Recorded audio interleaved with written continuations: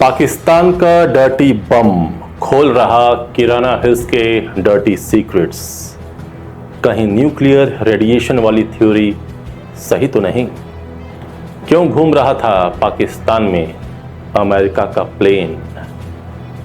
मोदी ने भी देश के संबोधन में कहा था, हमारी सेना ने पाकिस्तान के न्यूक्लियर ब्लफ की हवा निकाल दी। पाकिस्तान तो दूसरे ही दिन युद्ध हार चुका था।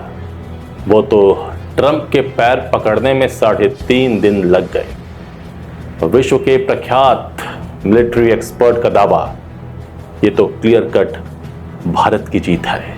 नमस्कार, आजाद सिपाही विशेष में आपका स्वागत है। मैं हूं राकेश सिंह। आज विश्व में चाहे मेन स्ट्रीम मीडिया हो या सोशल मीडिया, पाकिस्तान को लेकर एक चर्चा सुर्खियों में बनी हुई है। क्या पाकिस्तान परमाणु रेडिएशन की चपेट में है?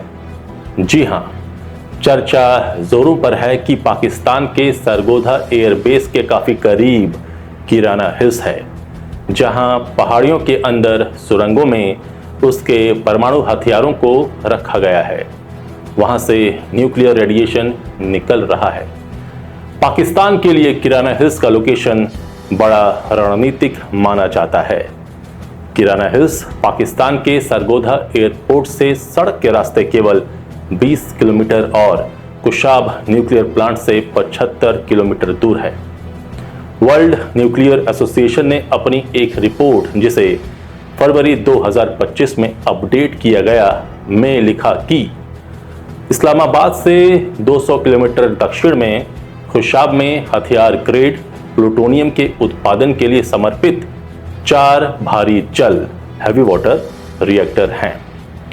किराना हिल्स में पाकिस्तान आर्मी ने जो फैसिलिटी बना रखी है, उसको कई लेयर वाली रक्षा प्रणाली के साथ डिजाइन किया गया है। माना जाता है कि यहीं पर पाकिस्तान ने अपने न्यूक्लियर वॉरहेड यानी परमाणु हथियार छिपा रखे हैं।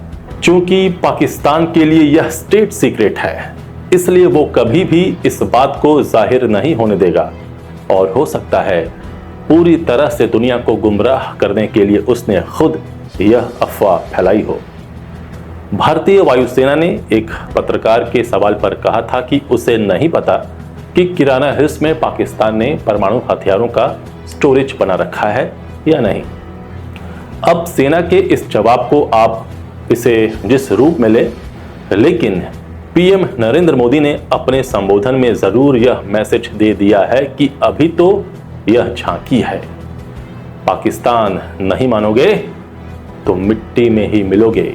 उन्होंने अपने संबोधन में भी यह साफ कहा था कि भारतीय वायुसेना ने पाकिस्तान के न्यूक्लियर ब्लैकमेल की हवा निकाल दी।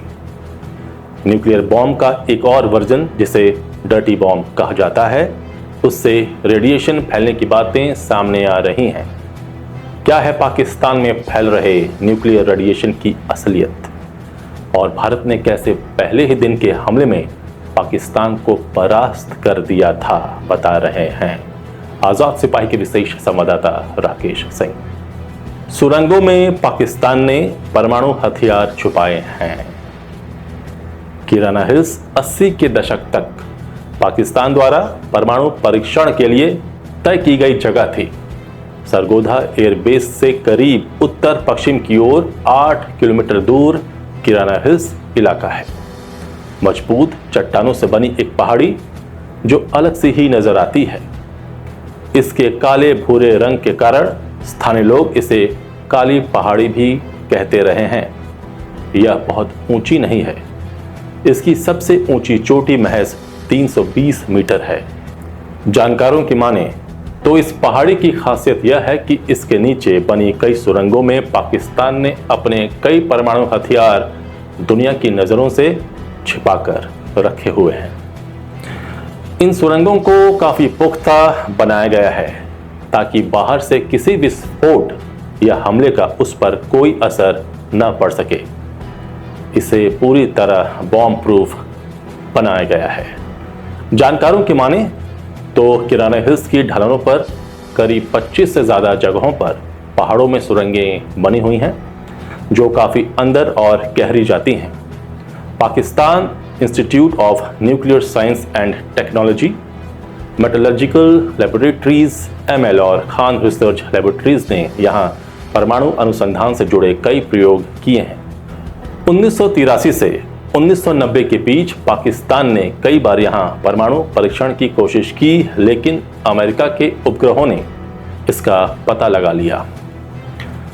अमेरिका की आपत्ति के बाद परमाणु परीक्षणों की जगह बदली पाकिस्तान ने। इसके बाद अमेरिका की आपत्ति के बाद परमाणु परीक्षणों की जगह बदल दी गई, लेकिन इस जगह को उसने अपने परमाणु हथियारों का जखीरा सुरक्षित रखने के लिए तय किया।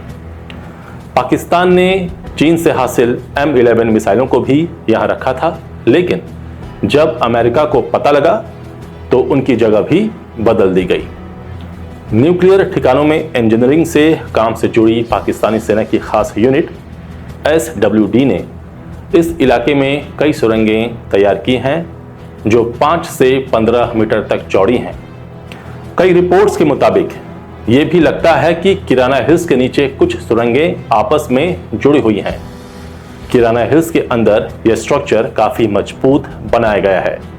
सुरंग की दीवारें 2.5 से 5 मीटर तक चौड़ी बनाई गई है, जिन्हें 3 स्तरों पर RCC स्टील वगैरह से मजबूत किया गया है ताकि बाहर से किसी हमले का असर न पड़े। अमेरिका के उपग्रहों की निगाह से बचने के लिए यहां सुरंग बनाने का काम रात में हुआ करता था। किराना हिल्स का किस्सा चर्चा में तब आया जब 22 अप्रैल को कश्मीर के पहलगाम में आतंकवादियों ने 26 लोगों की हत्या कर दी थी। इसके बाद भारत ने 6 और 7 मई की मध्य रात पाकिस्तान और पाकिस्तान के कब्जे वाले कश्मीर POK के अंदर 9 आतंकी ठिकानों पर हमले किए और उन्हें ध्वस्त कर दिया। भारत ने साफ साफ कहा कि उनके निशाने पर सिर्फ आतंकियों के कैंप थे और उसने पाकिस्तानी सेना और वहां की आम जनता को कोई नुकसान नहीं पहुंचाया है। लेकिन पाकिस्तान तो ठहरा एक आतंकी देश। पाकिस्तानी सेना और पाकिस्तान सरकार द्वारा आतंकवादियों के लिए फातिहा पढ़ने के बाद आतंकवाद का समर्थन करते हुए भारत के खिलाफ 8 तारीख की रात पाकिस्तान ने हमला बोल दिया। भारत ने भी पहले डिफेंसिव मोड में उसका जवाब दिया, लेकिन जब पाकिस्तान नहीं माना और ड्रोन के साथ घातक मिसाइलों को दागने लगा, तब भारत ने ब्रह्मोस के साथ साथ अन्य मिसाइलें पाकिस्तान पर दाग दी। भारतीय वायुसेना ने पाकिस्तान के अंदर 11 सैन्य स्थलों पर हमला किया। इसमें से एक था रावलपिंडी के पास स्थित नूर खान मिलिट्री बेस। रावलपिंडी में ही पाकिस्तान आर्मी का हेडक्वार्टर है। नूर खान पाकिस्तान के परमाणु हथियारों की देख रेख करने वाली संस्था स्ट्रेटेजिक प्लान्स डिवीजन के हेडक्वार्टर के करीब है। अब इसके बाद आती है न्यूयॉर्क टाइम्स की एक रिपोर्ट जिसने खूब सुर्खियां बटोरी। न्यूयॉर्क टाइम्स ने पाकिस्तान के न्यूक्लियर प्रोग्राम को करीब से जानने वाले एक पूर्व अमेरिकी अधिकारी के हवाले से लिखा, पाकिस्तान का सबसे गहरा डर है उसकी परमाणु कमांड अथॉरिटी कहीं खत्म न हो जाए। जब नूर खान पर भारत की ओर से मिसाइल हमला हुआ तो पाकिस्तान सहम गया। भारत ने इस हमले से पाकिस्तान को एक चेतावनी भी दी कि सुधर जाओ, नहीं तो तुम्हारे परमाणु ब्लैकमेल के दिन लद जाएंगे। भारत ने नूर खान और सरगोधा पर अटैक करके पाकिस्तान को यह भी मैसेज दे दिया कि भारत पाकिस्तान के परमाणु हथियारों के जखीरे को बेअसर करने की क्षमता रखता है। हालांकि भारत ने यह बहुत ही साफ बता दिया कि उसने कहां-कहां हमले किए और उन हमलों से हुए नुकसान की सैटेलाइट तस्वीरें भी दी। सरगोधा एयरबेस भी भारत के हमले का निशाना बना, लेकिन हमले के बाद भारत ने यह भी साफ कर दिया कि उसने किराना हिल्स पर कोई हमला नहीं किया। ये बात पहले भारतीय सैन्य अधिकारी ने कही और फिर विदेश मंत्रालय ने भी उसे दोहरा दिया। भारत ने उन तमाम रिपोर्ट्स को खारिज कर दिया है जिसमें कहा गया था कि ऑपरेशन सिंदूर के दौरान पाकिस्तान में संवेदनशील परमाणु स्थलों पर बमबारी की गई थी। लेकिन सोशल मीडिया पर एक्सपर्ट्स बार बार दावे कर रहे हैं कि किराना हिल्स को निशाना बनाया गया है, जहां पाकिस्तान ने अपने कुछ परमाणु वॉरहेड्स रखे थे या फिर जहां पाकिस्तान का न्यूक्लियर ठिकाना है। दावा किया जा रहा है कि भारत की जवाबी कार्रवाई के बाद और मिसाइलें दागने के बाद पाकिस्तान के किराना हिल्स में रेडियो एक्टिव रिसाव शुरू हो गया है और अमेरिका ने रेडिएशन की जांच करने वाले अपने एक विमान को उस साइट पर भेजा है। दावा तो यहां तक किया जा रहा है कि उस जगह पर तीव्र गति के भूकंप भी नोटिस किए गए थे और दावा यह भी है कि पाकिस्तान के कई न्यूक्लियर बॉम्ब कुक हो चुके हैं जो अब किसी काम के नहीं रहे।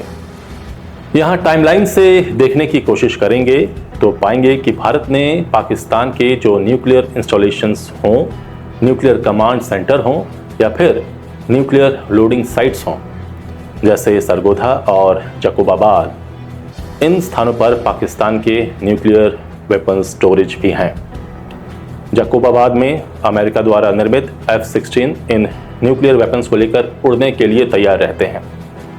इस जगह पर अमेरिका का स्टाफ F-16 पर परमाणु लोड करने के लिए रहते हैं। अमेरिका ने इसके एवज में पूरी ओवरसाइट ले रखी है, यानी न्यूक्लियर बॉम्ब की। यहाँ समझने वाली बात यह है कि बिना अमेरिका के परमिशन से पाकिस्तान परमाणु बॉम्ब का कोई फैसला नहीं ले सकता। जब पाकिस्तान के हमले का जवाब भारत ने देना शुरू किया तब टीवी चैनलों पर कई जगहों के नाम आ रहे थे कि भारत ने यहाँ हमला कर दिया, लेकिन अचानक ये नाम गायब हो गए। वैसे भी इन नामों को सरकार या सेना किसी ने भी शेयर नहीं किया था और जानकारों की माने तो कई मीडिया संस्थानों को मैसेज भी दिया गया कि सेना से जुड़ी कोई भी कार्रवाई न दिखाई जाए।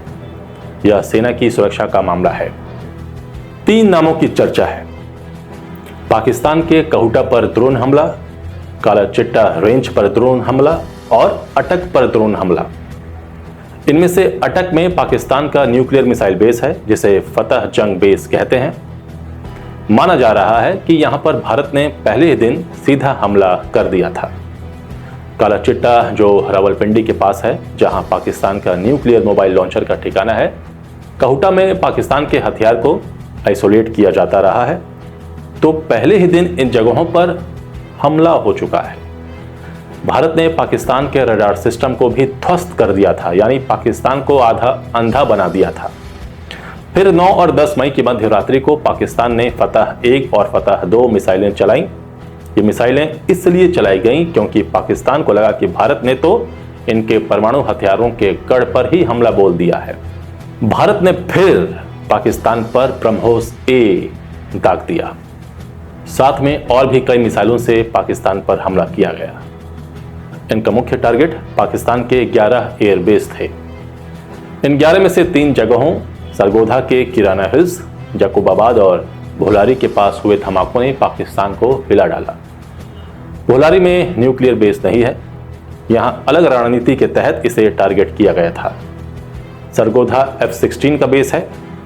किराना हिल्स में न्यूक्लियर हथियार का स्टोरेज हाउस है। पाकिस्तान ने न्यूक्लियर बॉम्ब के साथ साथ डर्टी बॉम्ब भी बना रखे हैं। न्यूक्लियर बॉम्ब तो ब्लास्ट होता है, लेकिन डर्टी बॉम्ब ब्लास्ट नहीं होता। डर्टी बॉम्ब को अगर पब्लिक प्लेस पर फेंक दिया जाए तो वह एक्सपोज हो जाता है और उसमें से रेडिएशंस निकलनी शुरू हो जाती हैं।